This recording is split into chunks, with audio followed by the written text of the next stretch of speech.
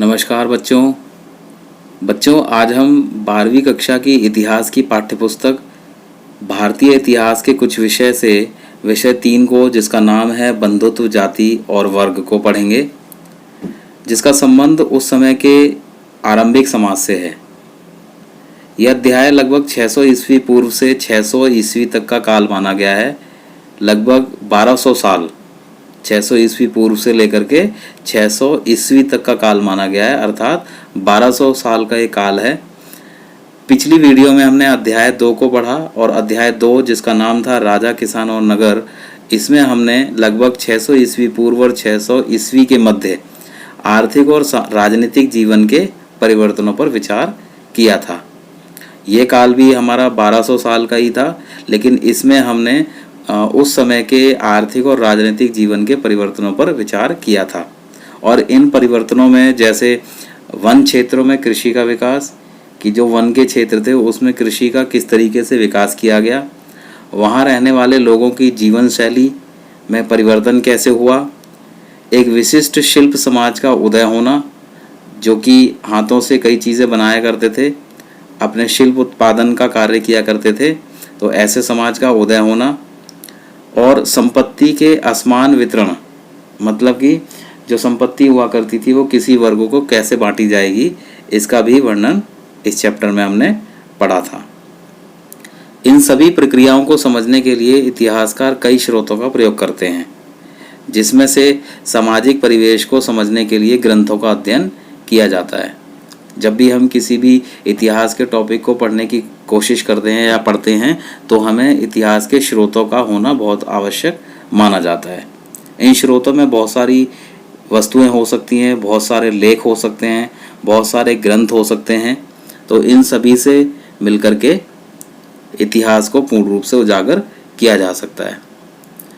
तो ग्रंथों का जो एक अध्ययन है वो भी स्रोत के रूप में माना जा सकता है। ग्रंथों के अध्ययन क्यों किए जाते थे, ग्रंथों के अध्ययन करने के क्या कारण थे, तो ग्रंथों का अध्ययन क्यों करना पड़ता था, ऐसा इसलिए माना जाता था, भारत में इतिहास लेखन की परंपरा नहीं रही है। उसी समाज या काल का वर्णन अधिक मिलता है जहाँ पर अभिलेख या अन्य स्रोत वहाँ के राजाओं ने या वहाँ के कवि दरबारियों ने लिखे थे। कहने का मतलब है कि जो राजा और जो दरबारी जिस शासन काल में हुआ करते थे, उन्हीं राजाओं और कवि दरबारियों के द्वारा ही उस समाज का वर्णन अभिलेखों में किया जाता था। इसके अलावा छोटे वर्ग या समाज में इन सभी चीज़ों का उल्लेख नहीं मिलता है। तो इस तरह की जानकारी में केवल राजा और राजा के दरबारी जो हुआ करते थे वो उस समय के परिवार का ही इतिहास बताते थे, परंतु सामाजिक जीवन का इतिहास नहीं मिलता है। समाज में क्या काम हो रहे हैं, कैसे काम होने चाहिए, ये सभी कार्यों की जानकारी उस समाज में नहीं मिलती थी, उन स्रोतों में नहीं मिलती थी। कुछ ग्रंथों में सामाजिक व्यवहार के मानदंड तय किए जाते थे। अभिलेखों व ग्रंथों को पूर्ण रूप से सत्यापित नहीं किया जा सकता था। सत्यापित इसलिए नहीं किया जा सकता था क्योंकि अभिलेख उन्हीं लोगों के द्वारा लिखे जाते थे जो उस प्रशासन के अधिकारी हुआ करते थे या उस प्रशासन में कार्य कर रहे होते थे। तो जो जिस प्रशासन में कार्य करता है वहाँ की वो हमेशा प्रशंसा के रूप में ही लिखता है, तो अभिलेखों को पूर्ण रूप से साक्ष्य के रूप में नहीं माना जा सकता। अब कोई भी विचार सही है या नहीं है, इसका पता इतिहासकार ढूंढने की निरंतर कोशिश करते हैं। इन ग्रंथों का सावधानी से प्रयोग किया जाए तो उस काल या समाज का परिवर्तन और उसके अध्ययन को समझा जा सकता है। ग्रंथों के अध्ययन के संबंध में यह याद रखना संभव हो जाता है कि ग्रंथ जिसके द्वारा लिखे जाते हैं, इसमें क्या लिखा गया है, किस कारण से इसकी रचना हुई। कहने का मतलब कि इस ग्रंथ को क्यों लिखा गया और इस ग्रंथ को लिखने वाले कौन थे, या इस ग्रंथ को जिस काल में लिखा गया उन्होंने उस काल के बारे में क्या क्या वर्णन दिया है। तो ग्रंथों की जो रचना थी, इन ग्रंथों में किस भाषा का प्रयोग होता है, इनका प्रचार प्रसार किस तरह हुआ, इस बात का भी ध्यान रखना बहुत ज़रूरी होता है। बच्चों, ग्रंथों की इस कड़ी में दो परिवारों की लड़ाई या दो परिवारों का संघर्ष बताया गया है। इस अध्याय में हम उस संघर्ष को महाभारत के रूप में पढ़ेंगे।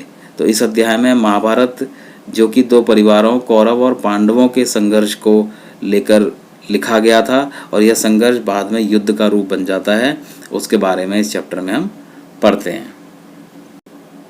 सबसे पहला टॉपिक है बच्चों हमारा, महाभारत सबसे समृद्ध ग्रंथों में से एक है। महाभारत में अपने वर्तमान रूप में 1,00,000 श्लोकों से भी अधिक समावेश किया हुआ है। पहले महाभारत के अंदर 10,000 श्लोक हुआ करते थे, लेकिन धीरे धीरे उन श्लोकों की जो है संख्या बढ़ती चली गई और वो श्लोक बढ़ करके 1,00,000 से अधिक हो गए। वेद व्यास जी ने इसकी रचना की। महाभारत में विभिन्न श्रेणियों और परिस्थितियों का वर्णन किया गया है। बहुत सारे श्रेणी, बहुत सारी परिस्थितियां जो हुई, उन परिस्थितियों में परिवर्तन क्या क्या हुए, इन सभी परिस्थितियों और श्रेणियों का वर्णन इसमें किया गया है। इसमें 2 परिवारों की संघर्ष है, जिसमें कौरव और पांडवों की कहानी है। विभिन्न समुदायों और वर्णों का इसमें उल्लेख किया गया है। तो बंधुत्व, जाति तथा वर्ग में हम महाभारत की कड़ी को लेकर आगे पढ़ना शुरू करते हैं। तो बच्चों वीडियो को बहुत ध्यान से देखें, जो चीज़ समझ ना आए उसको आप कमेंट बॉक्स में लिख सकते हैं। तो सबसे पहला टॉपिक है हमारा महाभारत का समालोचनात्मक संस्करण। बच्चों 1919 में एक बहुत प्रसिद्ध संस्कृत के विद्वान हुए जिनका नाम था V.S. सुक्थांकर। क्या नाम था बच्चों? V.S. सुक्थांकर ने महाभारत से संबंधित परियोजना की शुरुआत की। उन्होंने एक समिति बनाई थी और ये समिति मिलकर महाभारत की परियोजना पर कार्य कर रही थी।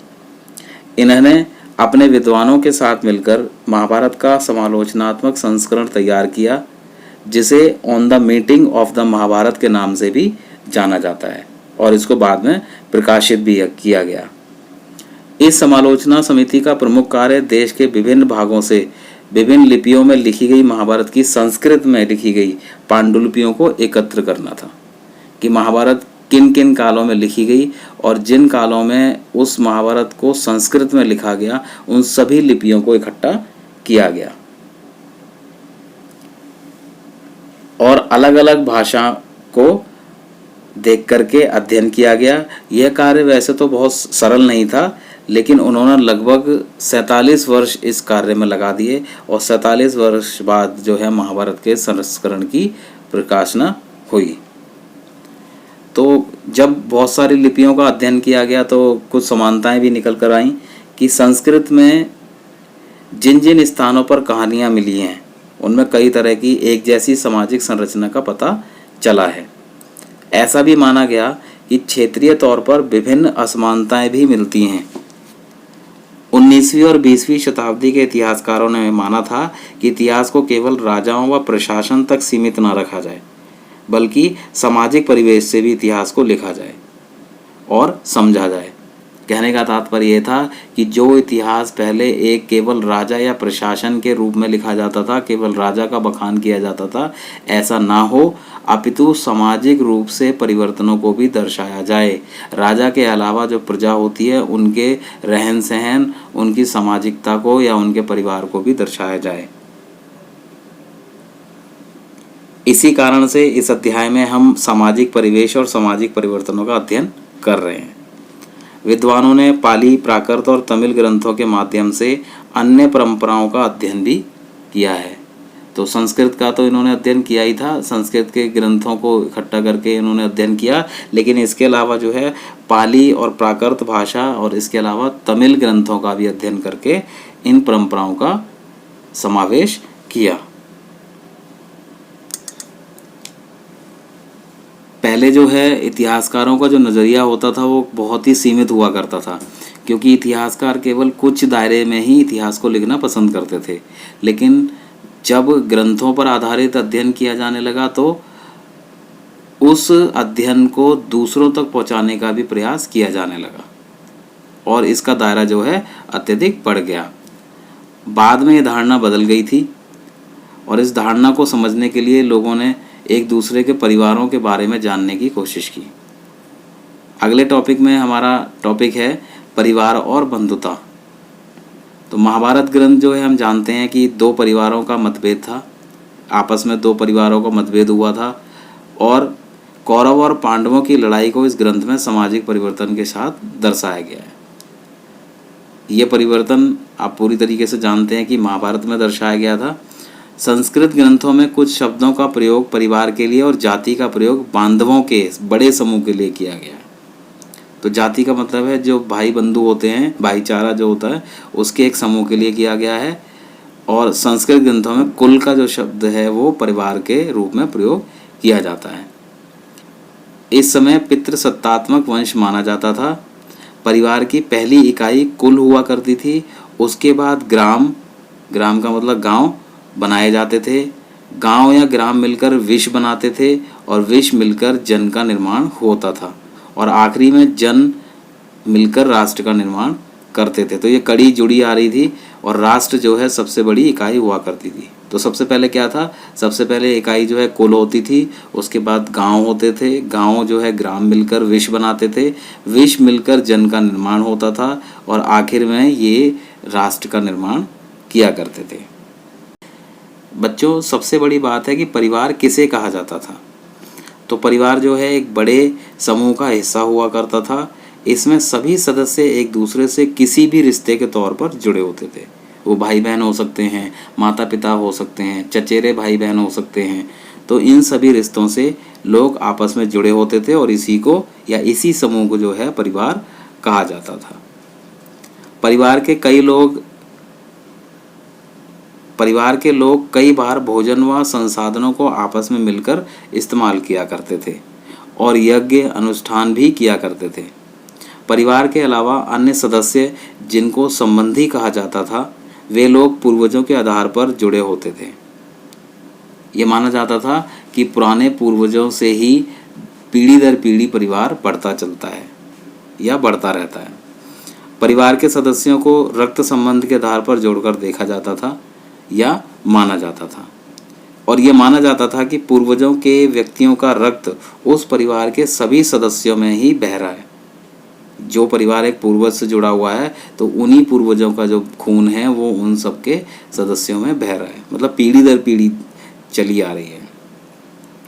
इस रक्त संबंधों में भाई बहन, चचेरे, मौसेरे आदि खून का रिश्ता माना गया है। विवाह संबंध को भी निषेध माना जाता था। कहाँ पर? जहाँ पर ये रक्त संबंध एक रूप से पाए जाते थे, मतलब एक ही पूर्वज के रक्त संबंधों में विवाह जो है नहीं किया जाता था। इनको निषेध माना जाता था। परिवारों को गोत्र में बांटा जाता था। एक गोत्र का संबंध एक ही रक्त संबंध से जोड़कर देखते थे। तो बच्चों, पितृवांशिकता का वास्तविक अर्थ क्या है?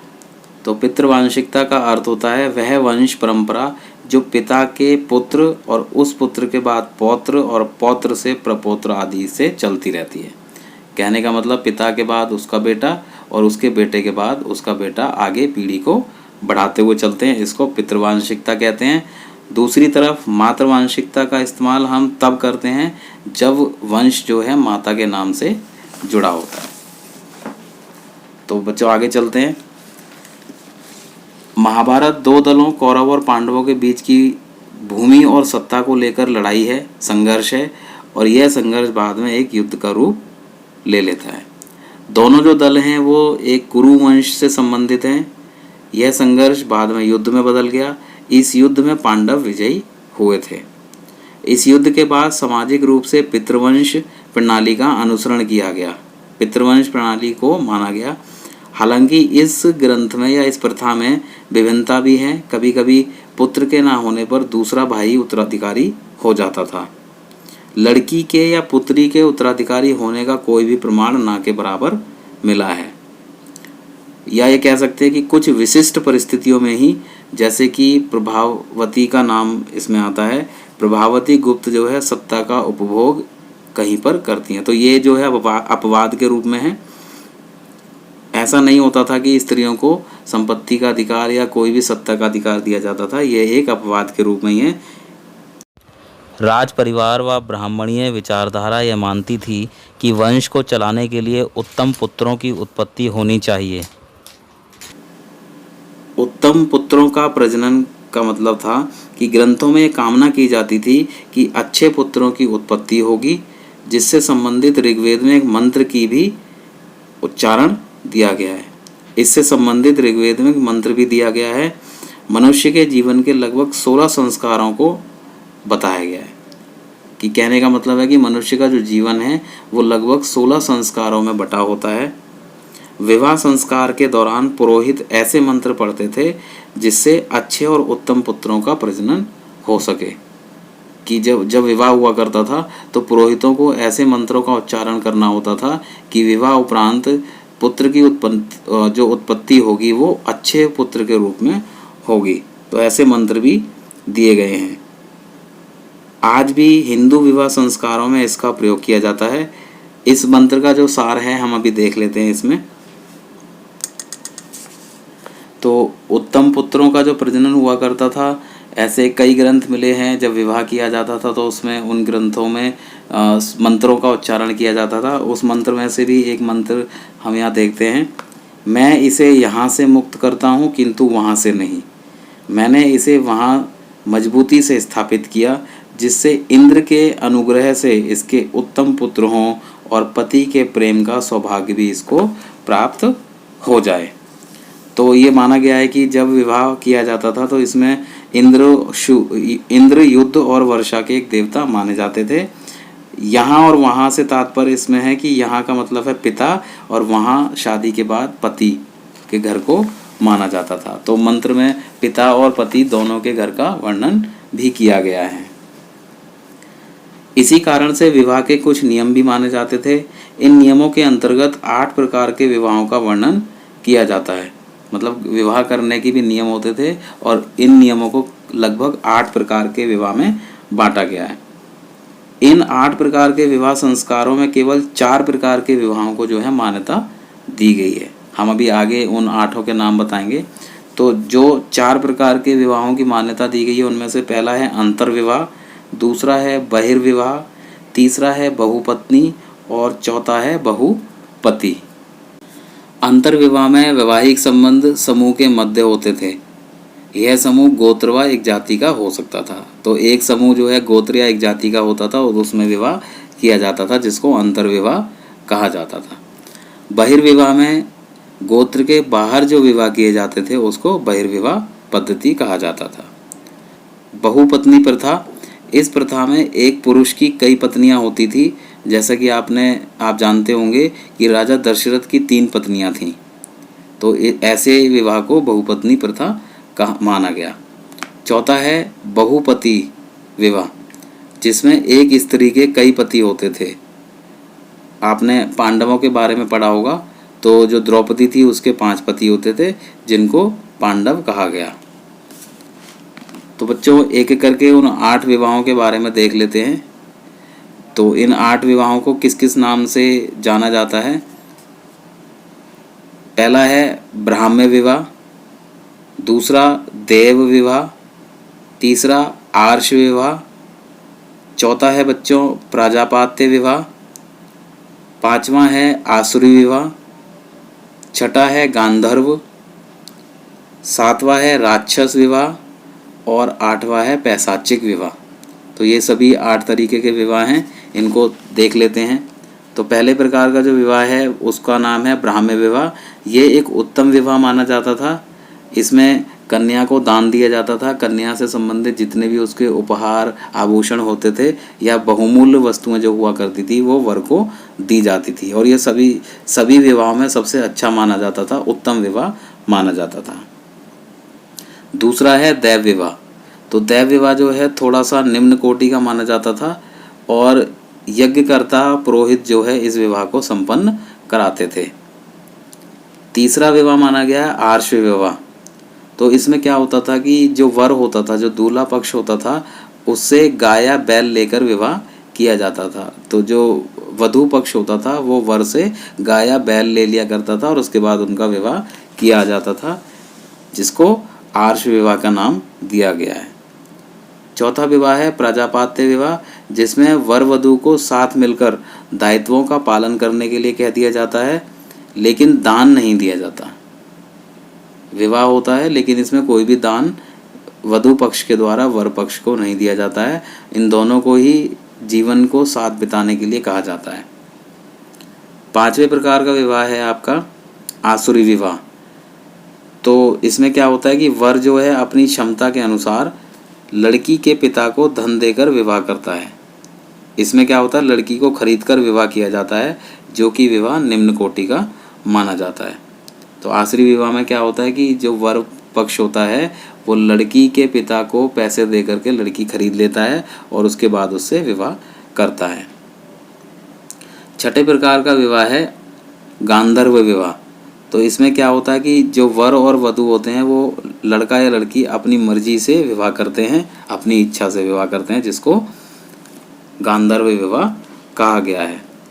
सातवें प्रकार का विवाह है राक्षस विवाह, जिसमें कोई भी लड़का किसी लड़की को अपहरण करके जबरदस्ती विवाह कर लेता है। इसको राक्षसी विवाह या राक्षस विवाह कहा गया है। और जो आठवें प्रकार का विवाह है पैशाचिक विवाह, जिसमें ये बहुत ही निम्न कोटि का माना जाता है। इसमें बलपूर्वक दुष्कर्म करके विवाह किया जाता था। लड़की के साथ दुष्कर्म करके या बलपूर्वक विवाह करने को ही आठवें प्रकार के विवाह माना गया है, जिसको पैशाचिक विवाह कहा जाता था। तो बच्चों, ये सभी प्रकार के जो विवाह हैं हिंदू संस्कृति के हिसाब से माने गए हैं, जिसमें से कुछ जो हैं उत्तम प्रकृति के हैं, कुछ निम्न प्रकृति के हैं और कुछ बहुत ही ज़्यादा निम्न प्रकृति के हैं, जिनको समाज में अच्छा नाम नहीं दिया गया है। इस अध्याय की अगली कड़ी में एक टॉपिक और रह गया था बीच में, जिसका नाम है गोत्र प्रणाली। गोत्र क्या होता है? गोत्र एक वैदिक ऋषि के नाम पर माना जाता है। इस गोत्र के सदस्य ऋषि के वंशज माने जाते थे। लोगों को ये कहा जाता था कि गोत्र जो है दो नियम से माने जाएंगे, या गोत्रों के जो दो नियम हैं वो महत्वपूर्ण माने जाते थे। जिसमें पहला होता था कि विवाह के बाद स्त्रियों को पिता के स्थान पर पति के गोत्र का माना जाता है। और दूसरा होता है कि विवाह एक ही गोत्र में विवाह नहीं किया जा सकता, एक ही गोत्र के स्त्री पुरुष भाई बहन माने जाते थे। इसलिए ये दो तरीके के गोत्र के नियम बनाए गए थे। बच्चों, इस विषय में कुछ अपवाद भी हैं। इन अपवादों में ये देखते हैं कि जो सातवाहन शासन था उसमें स्त्रियां विवाह के बाद भी अपने पिता का गोत्र ही इस्तेमाल करती थीं। वैसे तो एक गोत्र को नहीं इस्तेमाल किया जाता था, लेकिन सातवाहन शासन में स्त्रियां विवाह के बाद अपने पिता का गोत्र प्रयोग करती थीं। यह भी पता चलता है कि कुछ रानियां एक ही गोत्र की थीं। किसी राजा की कई रानियां होने के बावजूद उन रानियों का सभी का एक जैसा गोत्र पाया गया है, और ये अंतर विवाह को दर्शाता है। सातवाहन समाज में या सातवाहन शासन में राजाओं को उनके माताओं के या मातृ नाम से भी जाना जाता है, और इससे पता चलता है कि सातवाहन शासन में माताएं भी बहुत महत्वपूर्ण थीं। पितृसत्तात्मक समाज का काल निर्धारण बताया गया है, लेकिन सातवाहन शासन में माताएं भी अपना महत्वपूर्ण स्थान रखती थीं। अन्य राजाओं की अपेक्षा सातवाहन शासन में स्त्रियों की दशा अच्छी मानी जाती है। बच्चों, अध्याय की अगली कड़ी में अगला महत्वपूर्ण विषय है कि सामाजिक विषमताएं कैसी थी। समाज किस प्रकार से अलग अलग तरीके से जुड़ा हुआ था, या सामाजिक रूप से किस प्रकार से अलग अलग था, जिसमें वर्ण व्यवस्था का वर्णन महत्वपूर्ण माना जाता है। धर्मसूत्र और धर्मशास्त्र 4 प्रकार के वर्णों का वर्णन करता है, और यह आपने पहले भी कक्षाओं में पढ़ा होगा, तो इसको देख लेते हैं। 4 प्रकार के वर्ण कौन कौन से हैं बच्चों? पहला है ब्राह्मण, दूसरा क्षत्रिय, तीसरा वैश्य और चौथा शूद्र। तो ब्राह्मण जो वर्ण था यह एक दैवीय व्यवस्था मानी जाती थी। ये कहा जाता था कि देवताओं ने ही ये व्यवस्था बनाई है, और इसमें ब्राह्मणों का पहला दर्जा इसको प्राप्त है। क्षत्रिय एक दूसरा वर्ग है, इसको दूसरे वर्ग में बांटा गया है। ये युद्ध संबंधी कार्यों को किया करते थे। वैश्य व्यापारिक वर्ग माना गया है, इसको तीसरा वर्ग मानते हैं। और शूद्र सबसे निचला वर्ग है, इसको चौथे वर्ग में माना जाता है। धर्मसूत्रों और धर्मशास्त्रों में सभी वर्णों को उनके जन्म के आधार पर या उनके कार्य के आधार पर बांटा जाता था। मतलब जिस वर्ण में कार्य होता था उसी वर्ग में उसको रखा जाता था। तो कार्य पद्धति के हिसाब से वर्णों को कैसे बांटते थे? पहला जो वर्ण है ब्राह्मण, इनका कार्य था अध्ययन करना, वेदों की शिक्षा लेना या देना, यज्ञ करना, दान लेना। तो दान लेना जो है महत्वपूर्ण माना गया है। क्षत्रिय वर्ग में इनका कार्य था युद्ध करना, सुरक्षा करना, न्याय करना, वेदों का ज्ञान लेना, दक्षिणा देना। तो ब्राह्मण का तो दान लेना था, क्षत्रियों का जो है वो दान देने से संबंधित है। ब्राह्मणों में दान लेने को महत्वपूर्ण माना जाता है और क्षत्रियों में दान देने को। तीसरा वर्ग है वैश्य, जो कि कृषि कार्य किया करते थे, सभी प्रकार के कृषि कार्य करते थे, गौ पालन किया करते थे और व्यापारिक संबंधी जितने भी कार्य हुआ करते थे उनको करते थे। व्यापार संबंध में जिसमें खरीदना, बेचना, आयात और निर्यात शामिल है। शूद्र जो कि चौथा वर्ग है, इसको सबसे निचला वर्ग माना गया और ये ऊपर के तीनों वर्ग ब्राह्मण, क्षत्रिय और वैश्य, इनकी सेवा के कार्य करने का काम दिया जाता था। तो कहने का मतलब है कि शूद्र जो है इन तीनों वर्गों की सेवा किया करते थे। ब्राह्मणों ने इन वर्णों के जीविका के लिए नियम बनाए थे, जिसमें ये कहा गया था कि वर्ण व्यवस्था ये दैवीय व्यवस्था होती है, इसको कोई भी चुनौती नहीं दे सकता। अगर इसको कोई चुनौती देता है तो वो दैवीय व्यवस्था के विरोध। शासकों को उपदेश दिया गया कि अपने राज्यों में इस व्यवस्था को लागू करें। लोगों को विश्वास दिलाया गया कि उनकी लोगों के प्रति प्रतिष्ठा उनके जन्म पर आधारित होती थी। जैसा जिस वर्ग में जो जन्म लेता है वही वर्ग उस समाज से संबंधित होता है। अगला विषय है अक्षत्रिय राजा। ग्रंथों में बताया गया है कि राजा क्षत्रिय होना चाहिए, लेकिन मौर्य वंश जिसने विशाल साम्राज्य पर शासन किया, माना गया कि वे क्षत्रिय थे, परंतु ब्राह्मणीय शास्त्रों ने निम्न कुल का मानते थे। बाद में यह मान्यता भी हो गई कि जो व्यक्ति समर्थन और साधन जुटा सकता हो, समर्थन का मतलब जो लोग भीड़ इकट्ठी कर सकते हो या उनके पास विभिन्न प्रकार के साधन हो, अगर वो समर्थन और साधन जुटा लेते हैं तो वह व्यक्ति भी राजा बन सकता है, चाहे वो किसी भी वर्ण या वर्ग का हो। 4 वर्णों के परे। इसका तात्पर्य है कि ब्राह्मणों ने कुछ लोगों को वर्ण व्यवस्था वाली सामाजिक प्रणाली के बाहर माना और इन वर्गों को अस्पृश्य घोषित कर दिया गया। अस्पृश्य का मतलब जो सबसे निचले वर्ग में आते थे, जिनको देखने से ही पवित्र मानने वाले लोग अपने आप को जो पवित्र मानते थे, वो इन वर्गों को देख करके अछूत हो जाया करते थे, ऐसा उनका मानना था। तो अपने आप को पवित्र मानने वाले लोग इन निचले वर्गों के हाथों से भोजन ग्रहण करना पाप मानते थे। चौथा वर्ग और 5वां वर्ग अस्पृश्य वर्ग माना गया और इन लोगों को दूषित माना जाता था। यह भी माना गया कि इन लोगों का कार्य अंत्येष्टि करना था। अंत्येष्टि का मतलब होता है मरने के बाद जब उसका क्रियाक्रम किया जाता है। मृत जानवरों को छूने वाले लोगों को चांडाल माना जाता था और ये चांडाल वर्ग वर्ण व्यवस्था में सबसे निचले स्तर पर माने जाते थे।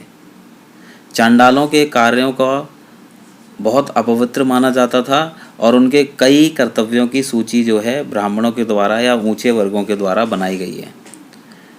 अस्पृश्यों के लिए क्या सूची बनाई गई थी? तो अस्पृश्यों को गांव के बाहर रहना पड़ता था, उनको गांव के अंदर बिल्कुल भी एंट्री नहीं थी, वो अंदर गांव में नहीं रह सकते थे, उनको गांव के बाहर रहना पड़ता था। वे लोग जो है फेंके हुए बर्तनों और कपड़ों का प्रयोग करते थे। जो लोग जिन बर्तनों को या कपड़ों को फेंक दिया करते थे, चांडाल उन्हीं को उठा करके प्रयोग किया करते थे। मरे लोगों के वस्त्र और आभूषणों को पहनना भी इनका कार्य हुआ करता था। ये नए आभूषण और वस्त्रों को नहीं खरीद सकते थे। रात्रि में वे गांव व आसपास चल फिर नहीं सकते थे, क्योंकि ऐसा माना जाता था कि रात्रि में अगर वो गांव के आसपास रहेंगे तो गांव को भी दूषित कर देंगे। वधिक का कार्य भी उनको करना पड़ता था। मृतकों की अंत्येष्टि भी वो किया करते थे। वधिक में क्या होता था कि जब किसी भी वर्ग का कोई भी व्यक्ति ऐसा मर जाता था जिनके माँ बाप नहीं हुआ करते थे, तो ऐसी लाशों को भी वो एक जगह से दूसरी जगह ले जाते थे, जिसमें मनुष्य भी हो सकता था या जानवरों को भी उठाकर वो ले जाते थे। तो ऐसा कार्य करते थे। कुछ चीनी यात्री जैसे फाशियन भारत आए, जिन्होंने इस व्यवस्था के बारे में बताया कि अस्पृश्यों को करताल बजाते हुए अपने आने की सूचना देनी पड़ती थी, जिससे अन्य लोग जो इन्हें देखना पसंद नहीं करते थे इनको देखने से बच जाएं। चीनी यात्री सुएंग त्सांग ने भी ये बताया है कि जो वधिक होते थे और सफाई करने वालों को नगर से बाहर रहना पड़ता था। अस्पृश्य लोगों को बहुत ही कठिनाई का सामना करना पड़ता था। बाहर के यात्रियों ने इस बारे में बताया है। संपत्ति के अधिकारों में महाभारत से पता चलता है कि पांडवों में सबसे बड़े भाई युधिष्ठिर ने कौरवों से ध्रुत क्रीड़ा, जिसको जुआ कहा जाता है, मैं अपनी सारी संपत्ति जैसे सोना, हाथी, दास, सेना, रथ, कोष, राज प्रजा की संपत्ति, अपने भाइयों को, यहाँ तक कि अपने आप को भी और अपनी पत्नी को भी हार गए थे। धर्मसूत्र और शास्त्रों में जायदाद के संबंध में बताया गया कि पिता व माता की मृत्यु के बाद उनकी संपत्ति को सभी पुत्रों में बांटा जाता था। बड़े भाई को विशेष अधिकार मिलेगा, यह भी कहा गया है। स्त्रियों को पिता की संपत्ति में कोई भी अधिकार नहीं था। यह माना जाता था कि स्त्री या पुत्री को पिता की संपत्ति में कोई अधिकार नहीं दिया जाता है। फिर स्त्रियों को क्या मिलता था, यह एक बहुत बड़ा सवाल है कि स्त्रियों का संपत्ति पर अधिकार क्या होता था। तो ये कहा जाता है कि विवाह के समय मिले उपहारों पर स्त्रियों का स्वामित्व माना जाता था। विवाह के समय उन्हें कुछ उपहार मिलते थे, उसको स्वामित्व के तौर पर मानते थे और इन उपहारों को स्त्री धन कहा जाता था। यह स्त्री धन स्त्री अपनी संतान को दे सकती थी, लेकिन पति पर इसका कोई अधिकार नहीं होता था। स्त्रियों को पति की आज्ञा के विरुद्ध संपत्ति या बहुमूल्य वस्तुओं को गुप्त संचय का मतलब है बच्चों, जो छुपाकर रखी गई धनराशि होती है उसको गुप्त संचय कहा जाता है। तो ऐसे संचय को रखने की भी मनाही थी। हालांकि उच्च वर्ग की महिलाएं संसाधनों पर अपनी पैठ रखती थीं। जो उच्च वर्ग की महिलाएं थी वो संसाधनों पर अपनी पैठ जमा कर रखती थी। संसाधनों को वो अर्जित भी कर सकती थी और संचित भी कर सकती थी। भूमि, पशु और धन पर पुरुषों का ही नियंत्रण हुआ करता था। वर्ण व्यवस्था के आधार पर भी संपत्ति का अधिकार था। सबसे निचले वर्ग जो कि शूद्र वर्ग है, शूद्र वर्ग को अपनी इच्छा से संपत्ति अर्जित करने की आज्ञा नहीं थी। बाकी तीनों वर्गों को अपनी कार्यशैली के अनुसार धन अर्जन की आज्ञा होती थी। ब्राह्मण अधिकतर अमीर माने जाते थे और यदा कदा ही ब्राह्मण निर्धन हुआ करते थे। ऐसा कुछ मिला है जिसमें सुदामा को गरीब ब्राह्मण के तौर पर दिखाया गया, लेकिन ये भी अपवाद के रूप में है। अधिकतर ब्राह्मण निर्धन नहीं हुआ करते थे। अगला विषय है बच्चों, बौद्ध धर्म द्वारा वर्ण व्यवस्था का विरोध। धर्मशास्त्र और धर्मसूत्र वर्ण व्यवस्था का पक्ष लेते थे, लेकिन कुछ ऐसी विचारधाराएं भी थीं जो इन वर्ण व्यवस्थाओं को विरोध के तौर पर देखा करती थीं। इन परंपराओं में सबसे ज़्यादा बौद्ध धर्म ने इस व्यवस्था की आलोचना की है। बौद्ध धर्म ने माना समाज में विषमताएं मौजूद हैं लेकिन स्थायी नहीं हैं। इन सभी विषमताओं को खत्म किया जा सकता है। बौद्धों ने समाज में फैली असमानताओं के संदर्भ में एक अलग अवधारणा विकसित की। उन्होंने कहा कि सुत्त पिटक नामक ग्रंथ में मनुष्य के साथ प्रकृति का संबंध बताया गया है। वे कहते हैं कि मनुष्य प्रकृति के साथ संबंधित रहता है, प्रकृति सभी मनुष्यों को बराबर मानती है। ये वर्ण व्यवस्था केवल व्यक्तियों के द्वारा या मनुष्यों के द्वारा ही बनाई गई है। तो बच्चों, इस अध्याय का सबसे प्रमुख विषय है कि महाभारत एक गतिशील ग्रंथ क्यों है। यह आखिरी विषय है हमारा इस अध्याय से रिलेटेड कि महाभारत जो है एक गतिशील ग्रंथ क्यों माना जाता है।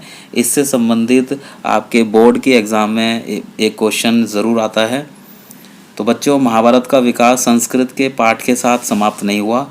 कई शताब्दियों से इस महाकाव्य के अनेक पाठांतर अलग अलग भाषाओं में जोड़े गए। कहने का मतलब है कि अलग अलग शताब्दियों में अलग अलग कालों में महाभारत को लिखा गया और पढ़ा गया। अलग अलग भाषाओं में लिखा गया और अलग अलग भाषाओं में ही पढ़ा गया। सदियों से सामाजिक परिदृश्यों तथा अनेक पुनर्व्याख्याएं की गईं। इसमें नाटकों और नृत्य कलाओं के विषय वस्तु भी प्रदान किए गए हैं। तो ऐसा माना जाता है जब इतनी सारी संस्कृति और परंपराओं को इसमें समावेश किया गया है तो कई सालों से या कई कालों से इस ग्रंथ को बराबर विभिन्न प्रकार की भाषाओं में पढ़ा जा रहा है और समावेशित किया जा रहा है। तो इसीलिए इस ग्रंथ को गतिशील ग्रंथ माना जाता है। तो बच्चों ये मैं उम्मीद करता हूँ इस चैप्टर को आपने बहुत अच्छी तरीके से समझा होगा। इससे रिलेटेड बहुत सारे क्वेश्चन आपके एग्ज़ाम में आ जाते हैं। अगर आपको कोई भी टॉपिक समझ नहीं आया तो मुझे कमेंट बॉक्स में ज़रूर लिख देंगे। अगली वीडियो हम अगले नए चैप्टर के साथ आएंगे। तब तक के लिए इजाज़त दें। धन्यवाद। नमस्कार। सब्सक्राइब करें मेरा चैनल राहुल सर क्लासेस को और साथ में लगे हुए बेल आइकन को भी दबाना ना भूलें, जिससे कि मेरी सभी वीडियोस की अपडेट आपको मिल सके।